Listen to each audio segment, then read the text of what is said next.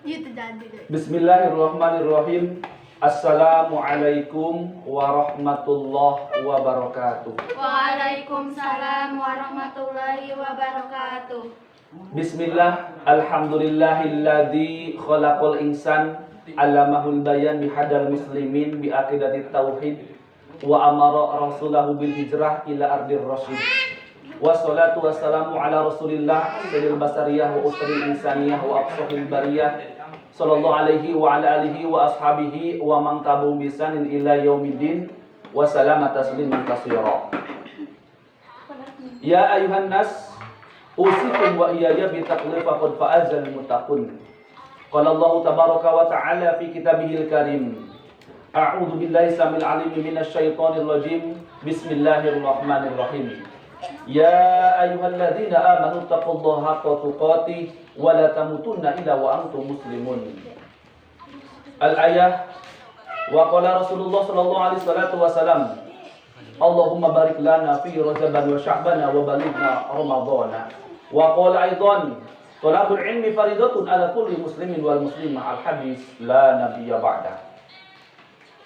Alhamdulillahirabbil alamin, segala puja, segala puji marilah kita panjatkan kepada Allah Subhanahu wa taala yang telah melimpahkan segala nikmat kepada kita semua.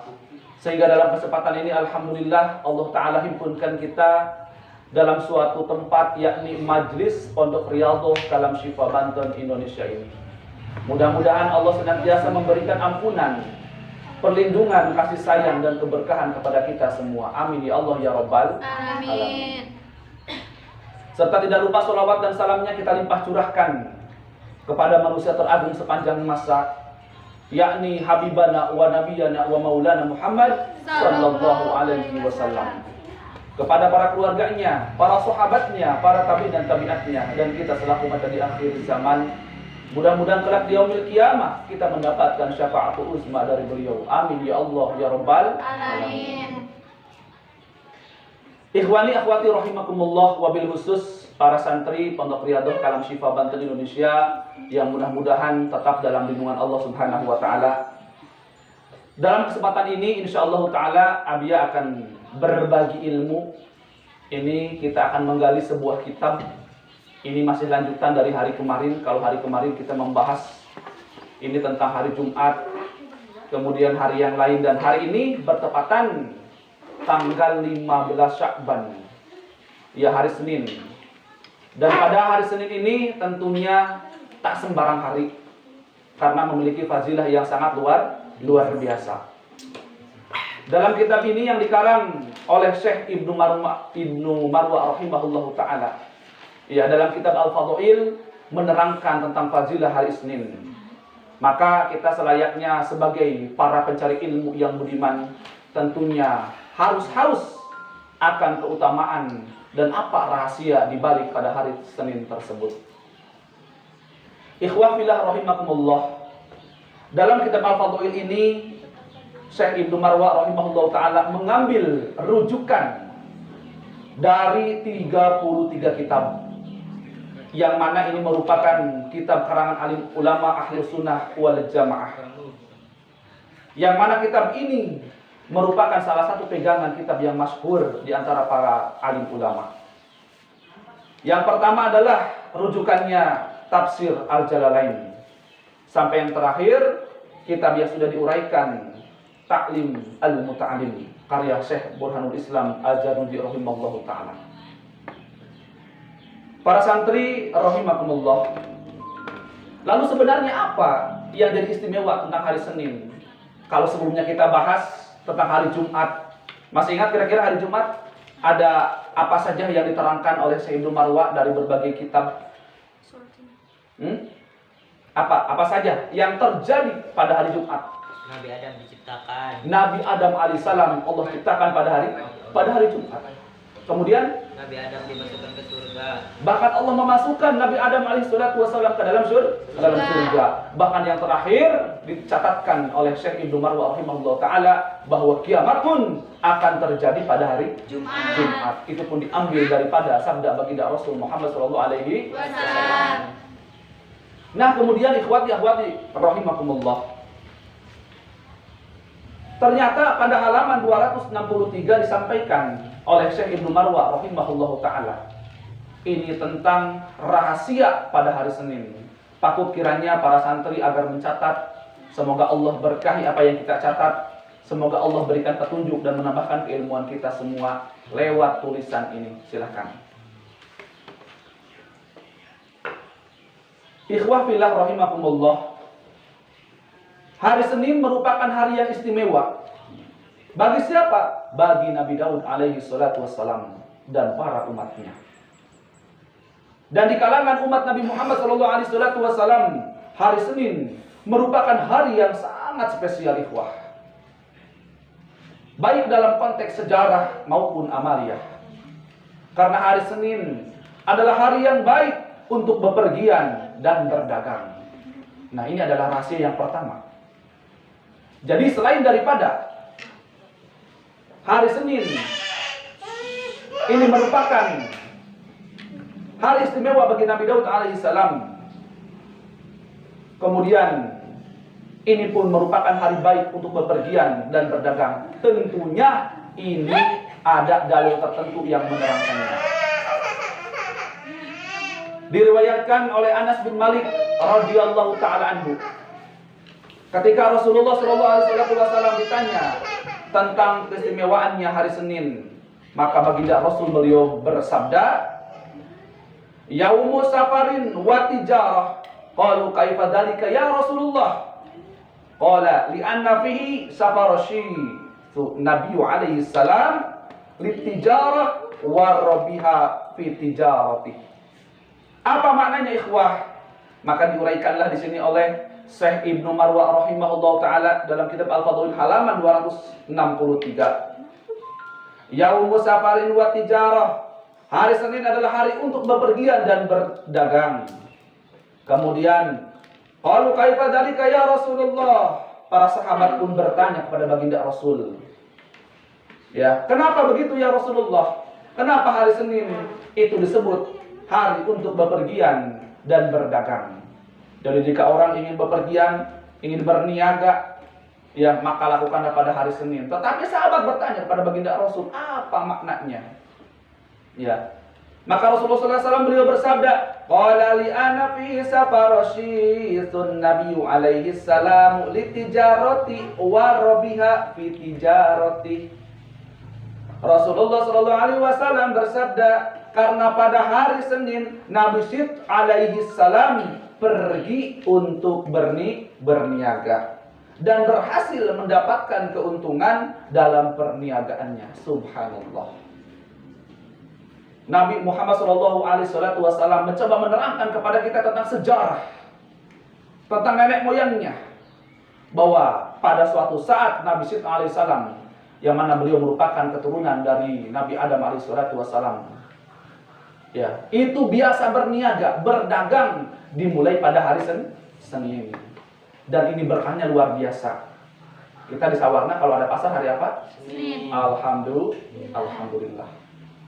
Ini luar biasa. Kalau di Bayah, pasar Bayah hari Sabtu, ya di pasar Sukabumi mungkin hari yang lain. Tapi Masya Allah, kepada Allah, ini satu keberkahan yang sangat luar biasa. Jadi Senin itu bagus untuk berniaga, berdagang. Jika kita punya keluarga, kita punya tetangga, punya sahabat yang kiranya ingin berniaga di jalan Allah, ya maka berniagalah, mulailah berdagang, ya pada hari Senin. Sampai sini paham kira-kira ya? Jadi ternyata kalau kita niatkan berdagang pada hari itu ibadah. Kenapa perintah kanjeng Nabi? Ya, jadi Rasulullah itu Masya Allah, ya dalam keseharian pun masih mementingkan pahala untuk umatnya. Dan sebaik-baik berniaga adalah dilakukan pada hari Senin. Selain daripada berniaga ataupun berdagang atau bepergian pada hari Senin, selain daripada berniaga yang sudah terjadi, ternyata qadarullah Indonesia pun luar biasa. Bahkan dunia pun mungkin luar biasa. Kalau kita tahu ini hadis yang berkenaan dengan hari Senin, bahwa awal mula masuk sekolah pun itu berangkat pada hari Senin. Luar biasa tidak? Luar biasa. Kenapa hari Senin luar biasa? Masya Allah. Ini padahal baginda Nabi sebelum ada sekolah, baginda Nabi sudah ada, sudah menerangkan terjadi. Ternyata yang dipakai sekolah pada hari Senin pun ternyata ya itu luar biasanya nyambung dengan hadis ini. Bahkan tidak hanya umat Islam yang melaksanakan sekolah hari Senin, seluruh umat manusia. Setahu Abi begitulah kira-kira. Nggak ada yang dimulai sekolah hari Minggu, ada nggak? Nggak ada ya. Jadi aneh. Semuanya hari Senin. Dari mana asal muasal? Ini salah satu hadisnya. Kenapa ya kalau kita sekolah hari Senin? Ini hadisnya. Bepergian, ngamimitian, pergi ke satu tempat, maka itu hari Senin. Tentunya bepergian yang baik. Ya, kalau kita bepergian yang buruk-buruk, mau rampok hari Senin, misalkan. Ya, mau jahilin orang hari Senin, naudzubillahi min dzalik. Itu adalah perbuatan tercela yang sangat dibenci oleh Allah dan Rasul-Nya. Selain daripada bepergian dan berdagang, ternyata Syekh Ibnu Marwa menjelaskan kembali tentang keutamaan daripada hari Senin. Ya, bahkan ada beberapa sunnah yang mesti kita kerjakan pada hari Senin. Nah, ini luar biasa nih, ada sunnah-sunnah tertentu. Ternyata nggak lewat begitu aja. Senin, ya Senin, biasa aja. Oh, waktunya ke pasar kita. Waktunya begini-begini. Enggak, ternyata ada amalan-amalan yang harus kita kerjakan pada hari Senin. Yang pertama adalah sholat sunnah. Apa yang pertama? Sholat sunnah. Menurut sebagian ulama, pada malam Senin atau hari Senin, baik malamnya ataupun siangnya, disunnahkan untuk melakukan sholat sunnah. Loh, ini dari mana ini sumbernya? Ya, kok tiba-tiba sholat sunnah? Seperti apa niatnya? Bagaimana metodenya? Maka diterangkan di sini, dikutiplah oleh Syekh Ibnu Marwa ini dari kitab Ihya Ulumuddin. Karya siapa? Hujatul Islam Abu Hamid Al-Imam Al-Ghazali rahimahullahu ta'ala. Ya, luar biasa. Dalam kitab Ihya Ulumuddin ini diterangkan, ikhwah, pada malam Senin disunahkan menjalankan sholat sunnah 4 rakaat. Pada rakaat pertama setelah membaca suratul Fatihah, kemudian membaca surah Al-Ikhlas sebanyak 10 kali. Rakaat kedua surah Al-Ikhlas sebanyak 20 kali. Rakaat ketiga surah Al-Ikhlas sebanyak 30 kali. Dan terakhir rakaat keempat Al-Fatihah sebanyak 40 kali. Itu metode tata cara sholat sunnah yang dikerjakan pada malam Senin jika mau. Abia, apakah ini wajib? Tidak wajib. Ini sunnah. Apakah ini sunnahnya muakkad atau guru muakkad? Itu kembali kepada diri kita. Kalau kita menganggap ini penting dan kita mengikuti para ulama, maka kategorinya akan menjadi sangat dianjurkan. Ya. Kemudian setelah salam, membaca surah Al-Ikhlas itu sebanyak 75 kali. Kemudian istighfar, memohon ampun kepada Allah Tabaraka wa Ta'ala, baik untuk diri sendiri ataupun untuk kedua orang tua kita sebanyak 75 kali. Dengan bacaan Astaghfirullahaladzim li wali walidayya. Itu adalah ungkapan yang sangat istimewa. Selain kita meminta ampun kepada Allah atas dosa-dosa yang selama ini kita kerjakan, juga meminta kepada Allah agar dosa-dosa kedua orang tua kita pun Allah ampuni. Kemudian meminta kepada Allah agar terkabul apa yang menjadi keinginan kita. Maka insyaallah ta'ala permintaannya akan dikabulkan oleh Allah. Salat sunnah seperti metode tersebut itu biasa yang disebut secara umum oleh jumhur ulama sebagai salat hajat. Bisa 2 rakaat, bisa 4 rakaat. Jadi salat yang dilaksanakan malam Senin itu bisa disebut dengan salat hajat, salat sunnah hajat. Dan bahkan diteruskan oleh Syekh Ibnu Marwa rahimahullah ta'ala dalam kitab Al-Fadhail halaman 264. Dan pada hari Senin saat matahari mulai naik, disunnahkan melakukan sholat sunnah 2 rakaat. Pada rakaat pertama dan kedua setelah membaca suratul Fatihah, maka bacalah ayat kursi 1 kali. Kemudian surah Al-Ikhlas 1 kali, Al-Falaq 1 kali, dan An-Nas 1 kali. kemudian salam, kemudian membaca istighfar sebanyak 10 kali, serta sholawat pun 10 kali. Ini harus agak cepat nyatatnya ya. Tapi mah jangan sampai lola begitu. Ya seperti HP kentang. Ya. Pertanyaannya begini, Abia, kita sudah sholat sunnah nih. Saya sanggup insya Allah malam hari akan saya kerjakan. Atau siang harinya saya siap mengerjakan. Apa yang kita dapat? Ternyata di sini barang siapa yang mengamalkan amalan-amalan yang tadi sholat sunnah tersebut, maka insya Allah semua dosa-dosanya akan diampuni oleh Allah Subhanahu wa Ta'ala. Alhamdulillahirabbil alamin. Masya Allah. Siapa yang tidak mau diampuni? Setiap manusia ingin diampuni. Kenapa? Karena kita banyak dosa. Ya, ada dosa yang disengaja, ada dosa yang tidak disengaja, ada dosa yang memang dia tidak terasa, ada yang memang dosa dia rasakan. Oh, ini perbuatan dosa dia sadari. Ya, tetapi lemahnya kita, fakirnya kita, Allah sudah catatkan kelemahan manusia sebanyak 18 ayat di dalam Al-Quran. Ini luar biasa, Masya Allah. Lalu Abia, apakah ada sumber hukum yang kuat yang lainnya selain daripada kitab Ihya Ulumuddin? Ada. Ini masih dalam kitab Khazinatul Asrar, yang mana diterangkan metodenya hampir sama, ya, hanya saja bacaan-bacaannya ada sedikit perbedaan. Intinya ini masih kategori sholat sunnah, ya.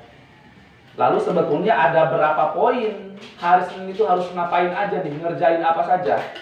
Maka di sini dicatatkan, ya, ada 3 poin yang harus dikerjakan kalau kita mampu dan sanggup. Ya, yakni yang tadi, ya, sholat sunnah. Yang kedua adalah puasa. Puasa pada hari Senin hukumnya sunnah muakkad, ditekankan, sangat dianjurkan.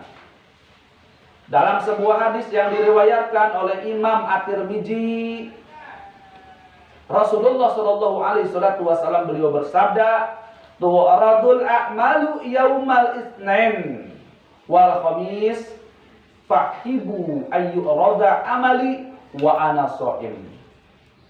Semua amal disampaikan kepada Allah Subhanahu wa Ta'ala pada hari Senin dan hari Kamis. Maka saya, kata Rasulullah SAW, menyukai ketika amal saya disampaikan kepada Allah dalam keadaan berpuasa. Ya, makanya ada puasa Senin, Kamis. Masya Allah. Ya. Ternyata rahasia yang kedua adalah pada hari Senin itulah semua amal akan disampaikan kepada Allah, dan hari Kamis ada 2 hari. Semua. Jadi ketika malaikat mencatat, wah ini perbuatan dosa, dikumpulkan dulu hari Senin laporan kepada Allah. Fulan bin fulan, tadi dia berbuat dosa seperti ini, seperti itu, dan lain sebagainya. Maka baginda Rasul sangat senang, ya, jika ketika para malaikat menyampaikan kepada Allah Subhanahu wa Ta'ala tentang amal ibadahnya, beliau dalam keadaan berpuasa. Ini merupakan salah satu contoh amalia yang harusnya kita kerjakan. Walaupun baginda Rasul beliau bersabda, lakukan sunnahku semampu kalian, tetapi mestilah kita perjuangkan, karena barangkali bisa jadi amalan inilah yang Allah terima. Ya, karena kadangkala banyak amalan yang tertolak. Oleh karenanya kita meminta kepada Allah Azza wa Jalla, mudah-mudahan segala amal perbuatan baik yang selama ini kita kerjakan Allah terima. Amin ya Allah ya Rabbal alamin. Dan mudah-mudahan setiap perbuatan amal buruk yang pernah kita kerjakan Allah ampuni dosa-dosa kita. Amin ya Allah ya Rabbal alamin.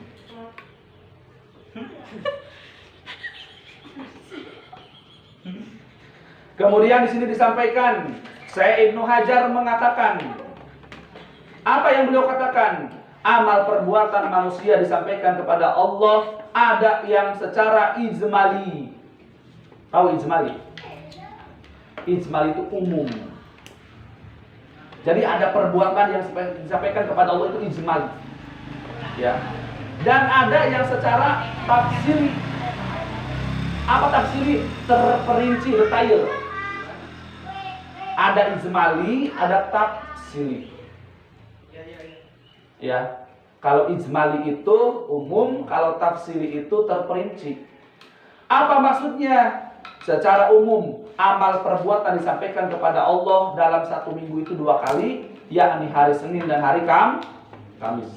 Dan dalam 1 tahun disampaikan 2 kali, yaitu pada malam nisfu Sya'ban. Ini yang alhamdulillah, qadarullah, masya Allah, kita sudah melaksanakan malam kemarin ya. Itu malam 15 Sya'ban. Kita sudah mengerjakan sebuah amalan yang mana disampaikan oleh hadis riwayat Imam As-Sahbani. Apa yang beliau sampaikan? Bahwa Rasulullah SAW bersabda, barang siapa yang menghidupkan 5 malam dengan beribadah kepada Allah, maka wajib baginya masuk ke dalam surga. Yang pertama adalah amalan tarwiyah. Ya, tanggal berapa? 8 Zulhijjah. Ya. Yang kedua adalah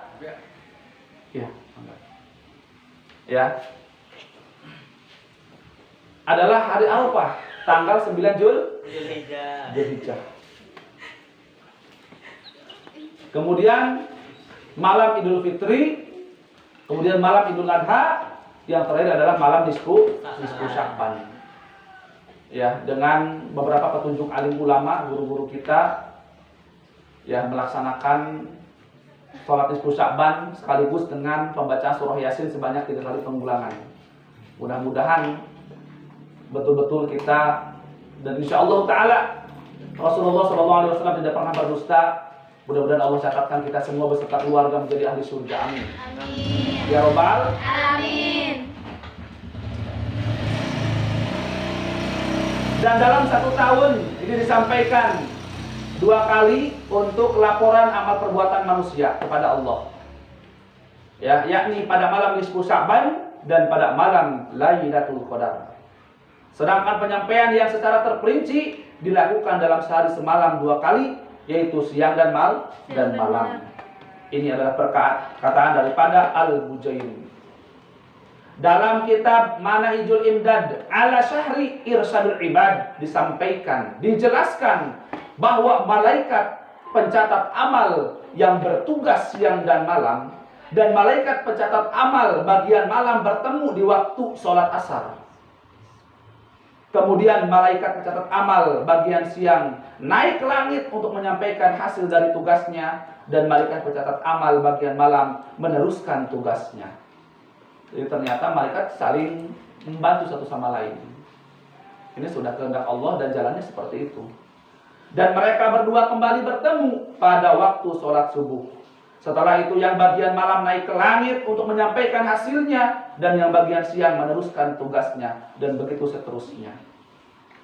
Ya, jadi tetap tidak ada yang absen. Kalau malaikat ke sana, kan gini pikirannya. Kalau memang malaikat menyampaikan amal perbuatan kepada Allah hari Senin, berarti kita kosong, ada yang jaga. Enggak seperti itu.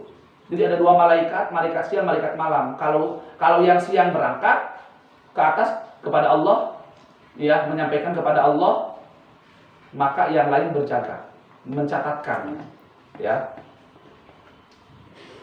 Kemudian puasa sunnah hari Senin lebih utama daripada puasa sunnah hari Kamis. Ini kalau mending-mending. Abia ini Senin dan Kamis kan kita disunahkan untuk berpuasa nih. Kira-kira nih, kalau soalnya gini dalam seminggu, misalkan Abia saya nggak mampu nih berpuasa Senin dan Kamis. Apalagi hari Senin, misalkan anak-anak upacara bendera ya, bagian hari pertama sekolah, lalu lulus, kadang-kadang ya belum sarapan, sampai kesiangan, apalagi pas pertama masuk sekolah, perebut meja, kadang-kadang. Ya, tetapi ulama menyimpulkan kalau mending puasa, mending Senin atau Kamis, maka disampaikan oleh ulama, ya, puasa sunnah hari Senin itu ternyata lebih utama daripada puasa sunnah hari Kamis. Kalaulah harus memilih puasa Senin atau Kamis, maka pilihlah hari Senin. Lebih afdal dua-duanya. Ya. Kenapa bisa seperti itu? Ini disebabkan dalam sebuah riwayat bahwa Rasulullah SAW dilahirkan pada hari Senin. Kemudian hijrah ke Madinah pada hari Senin dan meninggal dunia pun pada hari Senin. Oke, hafal ya Rasulullah ya. Lahir pada hari Senin. hijrah ke Madinah pada hari Senin. bahkan meninggal dunia pun dalam keadaan pada hari Senin. Senin. Jadi itu luar biasa, tentang Rasulullah aja udah 3 poin ya.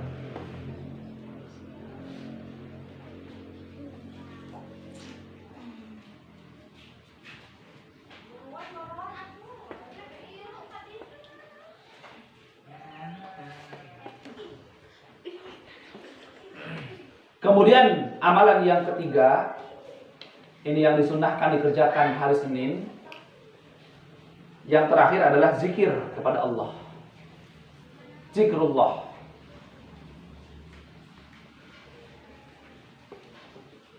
Ya. Pada halaman 265 disampaikan oleh Syekh Ibnu Marwa rahimahullahu taala dalam kitab Al-Fadail bahwa setiap hari Senin disunnahkan membaca zikir La ilaha illallah azizan jalilan ya azizu ya jalil. Ini sedikit lumayan, hanya 100 kali. Mantap sedikit. Hanya 100 Kali. kali. Itu lebih sedikit dibanding 1000 kali. Ya. Jadi kita harus semangat. Jadi bunyinya la ilaha illallah azizan jalilan ya azizu ya jalil. 100 kali. Ya.